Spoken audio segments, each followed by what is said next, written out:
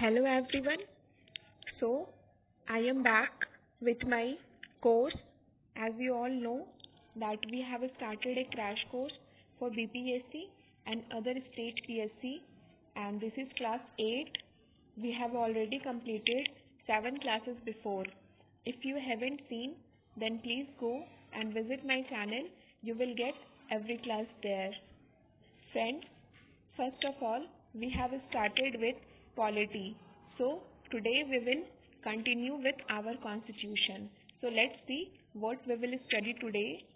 So, friends, this is all about me. So, let's begin our today's session.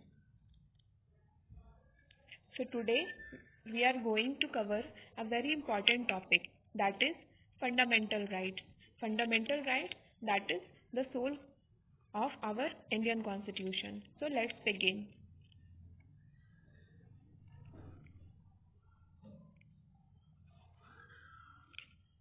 So today we are going to study about fundamental rights, मौलिक अधिकार. First of all fundamental rights ये आया कहाँ से हमारे constitution में? तो fundamental rights is taken from part 3 of the Indian constitution. Fundamental rights हमारे कॉन्स्टिट्यूशन के पार्ट 3 में इसका जिक्र है और आर्टिकल 12 to 35 जो है वो बताता है कि हमारे पास कौन कौन से अधिकार है, कौन कौन से मौलिक अधिकार हमारे देश के नागरिक को है. The next one is source. मैंने आपको प्रीवियस क्लास में बताया था कि the sources of Indian constitution, कि हमारा जो कॉन्स्टिट्यूशन है वो बहुत सारे सोर्सेस से लिया गया है.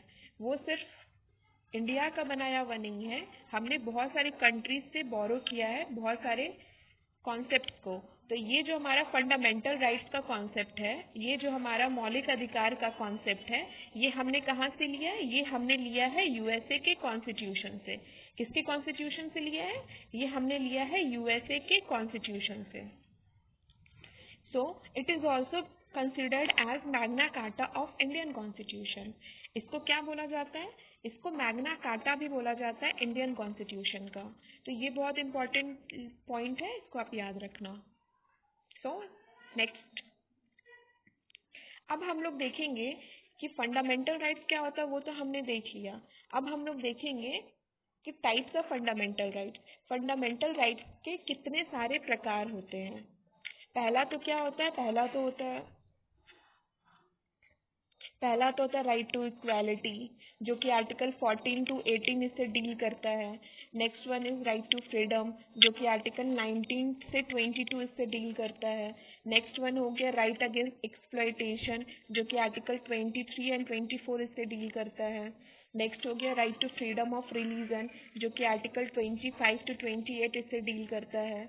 नेक्स्ट हो गया कल्चरल एंड एजुकेशनल राइट, जिसको आर्टिकल 29 to 30 इससे डील करता है. और एक राइट हमारा जो है राइट टू प्रॉपर्टी, वो पहले हमारे फंडामेंटल राइट्स हुआ करता था, बट उसको क्या कर दिया गया, जो कि 31 आर्टिकल इसको कवर करता था, बट 44th अमेंडमेंट एक्ट 1978 के थ्रू उसको क्या कर दिया गया, इसको इलिमिनेट कर दिया गया. राइट टू प्रॉपर्टी को बोला गया कि अब आप नहीं रहेंगे हमारे फंडामेंटल राइट्स, जिसको क्या कर दिया गया, इसको हटा दिया गया हमारे मौलिक अधिकार से. और ये कौन सा आर्टिकल 31 जो था वो कवर करता था राइट टू प्रॉपर्टी को. The next one is right to constitutional remedies. Right to constitutional remedies जो है वो आर्टिकल 32 इससे डील करता है, और ये हमारा क्या है, फंडामेंटल राइट है. तो इतने सारे क्या है हमारे फंडामेंटल राइट्स है.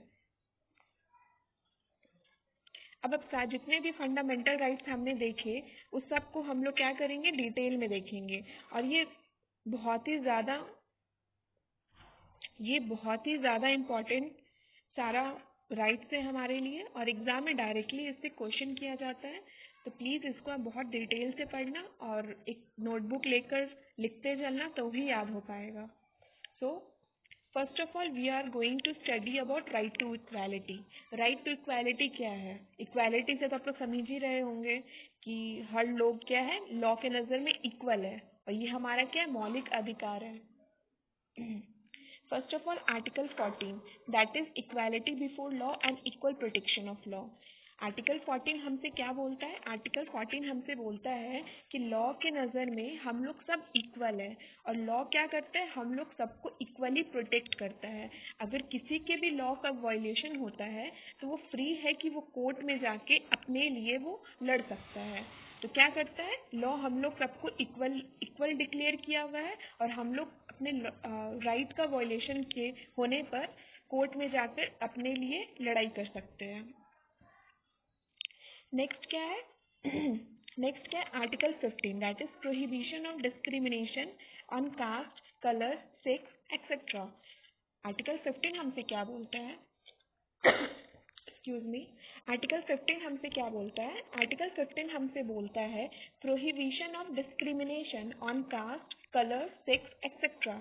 मतलब जो लॉ है वो रोकता है किसी भी तरह का डिस्क्रिमिनेशन से, जो कि कास्ट के बेसिस पे हो सकता है, कलर के बेसिस पे हो सकता है, सेक्स के बेसिस पे हो सकता है, या फिर किसी और बेसिस पे हो सकता है। तो लॉ बिल्कुल बोलता है कि इस तरह का किसी भी तरह का डिस्क्रिमिनेशन नहीं किया जा सकता है। ये लॉ के अगेंस्ट है, और ये क्या है हमारा? ये हमारा मौलिक अधिकार है।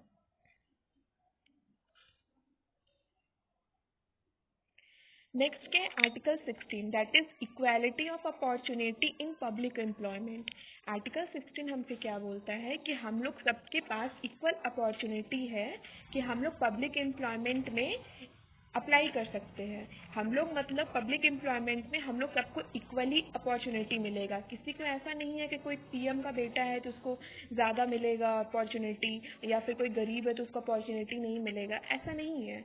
इसमें क्या है कि सारे लोगों को इक्वल अपॉर्चुनिटी मिलेगा पब्लिक एम्प्लॉयमेंट में, जो कि क्या करता है? आर्टिकल 16 इससे डील करता है।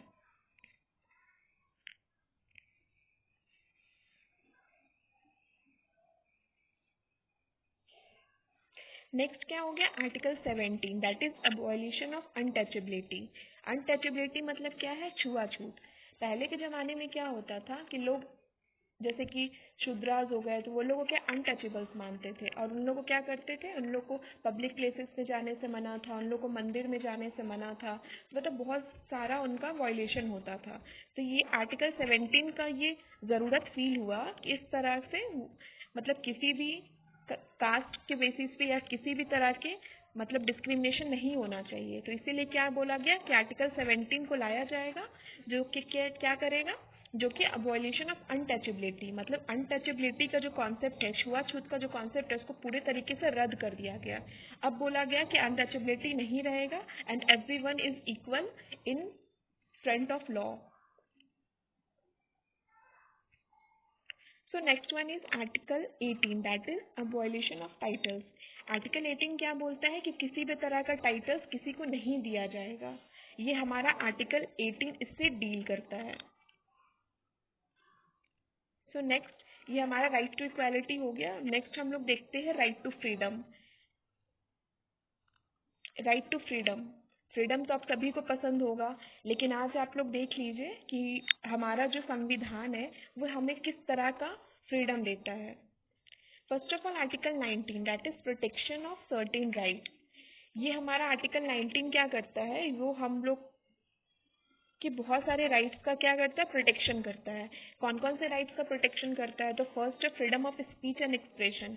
हमारे पास ऐसा फ्रीडम मिला हुआ है बाय कॉन्स्टिट्यूशन कि हम लोग अपने स्पीच, अब हम लोग के पास फ्रीडम ऑफ स्पीच है, हम लोग बोल सकते हैं और अपने एक्सप्रेशंस को जाहिर कर सकते हैं।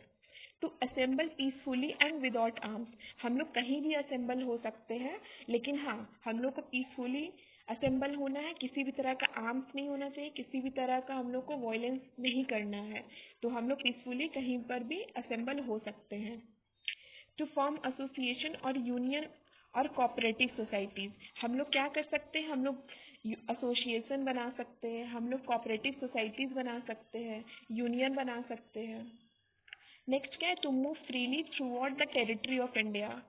आप चाहे तो जम्मू एंड कश्मीर में जा सकते हो, आप चाहे तो कन्याकुमारी में जा सकते हो, आप चाहे तो उड़ीसा में जा सकते हो, आप चाहे तो असम में जा सकते हो, आप कहीं भी इंडिया में किसी भी कोने में जा सकते हो। आपको ये अधिकार मिला है by our constitution to settle in any part of India.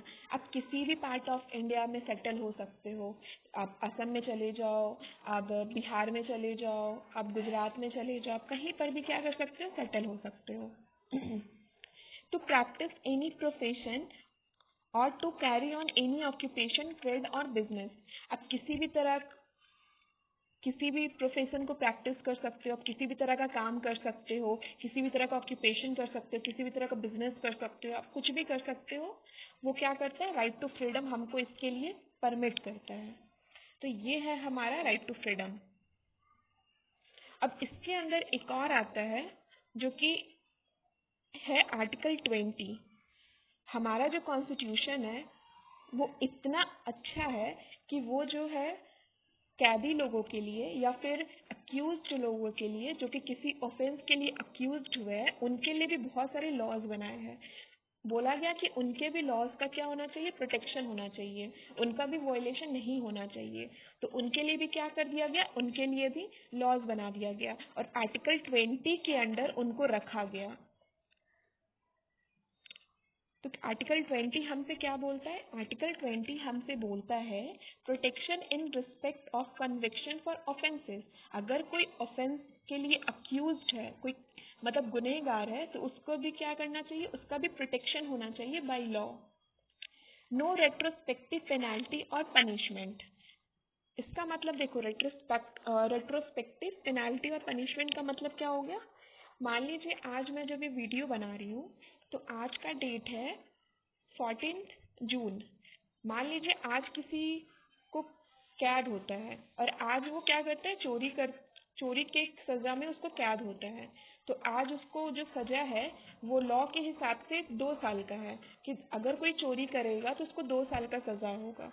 लेकिन अगले महीने 14 जुलाई को ऐसा एक लॉ आता है, ऐसा एक रूल आता है कि अब जो मतलब चोरी करेगा उसका सजा 2 साल नहीं है, अब उसका सजा क्या है, 3 साल है। तो इस केस में क्या किया जाएगा, या तो उसको अभी जो है वो 2 साल के हिसाब से माना जाएगा, या फिर नेक्स्ट महीने जो आया उसको 3 साल के हिसाब से 3 साल के हिसाब से माना जाएगा। तो क्या किया जाएगा, तो इसमें ये किया जाएगा कि एट प्रेजेंट जब वो मतलब ऑफेंस के लिए अक्यूज्ड हुआ है, जब वो गुनाह किया है, जब उसको जेल हुआ है, उस समय जो लॉ है वही वैलिड होगा throughout his journey in the jail. जब तक वो जेल में रहेगा तब तक उसका वही लॉ लगेगा। जब वो कैद में आया था उस समय जो लॉ था वही उस पर लगेगा। कुछ एक्स्ट्रा जैसे कि नेक्स्ट महीने हमारा जो आया था लॉ की वो 3 साल का होगा, तो वो उसमें उस केस में नहीं लगेगा। तो इसमें क्या होगा, इसमें क्या हो, कैदी को 2 साल की सजा सुनाई जाएगी और उसमें किसी भी तरह का कोई भी चेंज नहीं होगा। Next one is no double jeopardy. इसका मतलब क्या है कि एक ही कैदी को एक सजा के लिए 2 बार जेल नहीं हो सकता है। अगर वो एक सजा, मान लीजिए किसी कैदी को एक बार चोरी करने के लिए 2 साल का सजा हो चुका है, तो नेक्स्ट बार क्या होगा, उसको वापस से उसको सजा नहीं हो सकता है। तो क्या करता है हमारा जो कॉन्स्टिट्यूशन वो प्रोटेक्ट करता है क्रिमिनल्स को कि वापस से उसको एक ही सजा के लिए जेल नहीं हो सकता है। नेक्स्ट है प्रोटेक्शन अगेंस्ट सेल्फ इंक्रिमिनेशन। ये क्या बोलता है, ये बोलता है कि किसी भी कैदी को फोर्स नहीं किया जा सकता है कि वो अपने अगेंस्ट गवाही दे, मतलब वो अपने अगेंस्ट बोले, इस तरह का फोर्स कोई उसको नहीं कर सकता है। अगर कोई इस तरह का काम करता है तो वो क्या है, वो उनके लॉज का हनन है, वो उनके लॉज का क्या है, वॉयलेशन है। तो नेक्स्ट अब देखते हैं। नेक्स्ट है, ये लॉ तो आप सभी को पता ही होगा, that is article 21, that is protection of life and personal liberty. हम लोग को आर्टिकल 21 क्या बोलता है कि हम लोग के पास क्या है, प्रोटेक्शन ऑफ लाइफ है, हम लोग के पास राइट टू लाइफ है और हम लोग के पर्सनल लिबर्टी का हक है हमारे पास। No deprivation of life except according to the procedure established by law, हम लोग का लॉ मतलब जो राइट टू लाइफ है उस किसी भी केस में इसका डिप्राइवेशन नहीं होगा, एक्सेप्ट अब मान लीजिए किसी क्रिमिनल को सजा हो जाता है उम्र कैद का, या फिर मान लीजिए किसी क्रिमिनल को सजा हो जाता है फांसी का, तो उस केस में क्या होगा, राइट टू लाइफ उनके लिए वो वैलिड नहीं होगा। तो वही यहाँ पे कहा गया है कि no deprivation of life, life का डिप्राइवेशन नहीं हो सकता है in case except according to the procedure established by law, अगर लॉ उनको फांसी का सजा सुनाता है तो उस केस में उनका राइट टू लाइफ वैलिड नहीं होगा, लेकिन except that case everywhere right to life is mandatory for everyone. And the next one is Article 21A, right to education by 86th Amendment Act. देखो आर्टिकल 21 क्या कर बोल दिया गया, आर्टिकल 21 में बोला गया कि अब क्या है, राइट टू एजुकेशन भी है, क्योंकि हमारे लिए एजुकेशन बहुत ही ज़्यादा ज़रूरी है। तो 21A में इसको जोड़ दिया गया बाय 86th अमेंडमेंट एक्ट कि राइट टू एजुकेशन भी जो है वो right protection of life and personal liberty के अंदर आएगा। तो आर्टिकल 21A क्या बोलता है, right to education, right to free education by state government. Article 21A जो राइट टू एजुकेशन है उसके अंदर ये बोला गया कि right to free education by state government, ऐसा बोला गया कि हर एक बच्चों का अधिकार है कि उनको फ्री में शिक्षा मिले, 6 से 14 ईयर्स तक उनको फ्री में शिक्षा मिले बाय स्टेट गवर्नमेंट, ऐसा बोल दिया गया आर्टिकल 21A के under. Next article 22 that is protection against arrest and detention.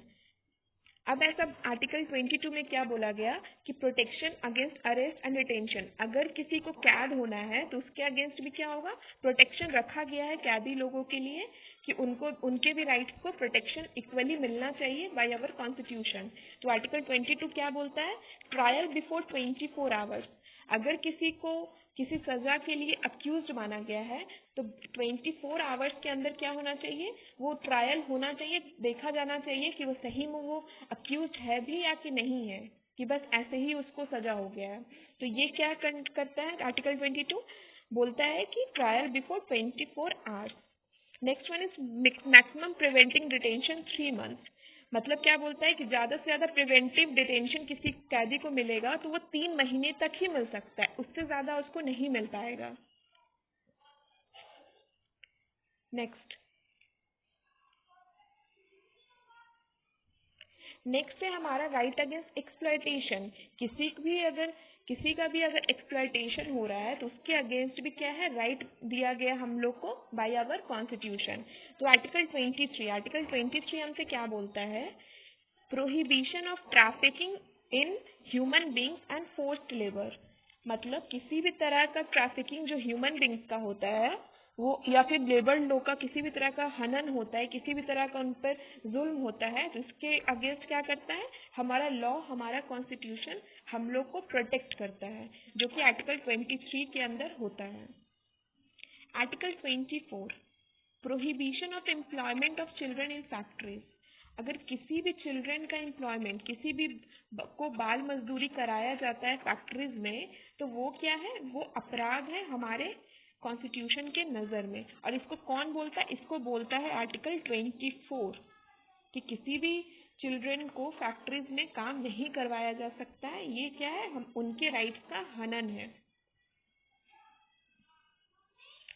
So friend, this is the end of our video and अभी बहुत सारे राइट्स बचे हुए हैं जो कि हम लोग नेक्स्ट वीडियो में कवर करेंगे। सो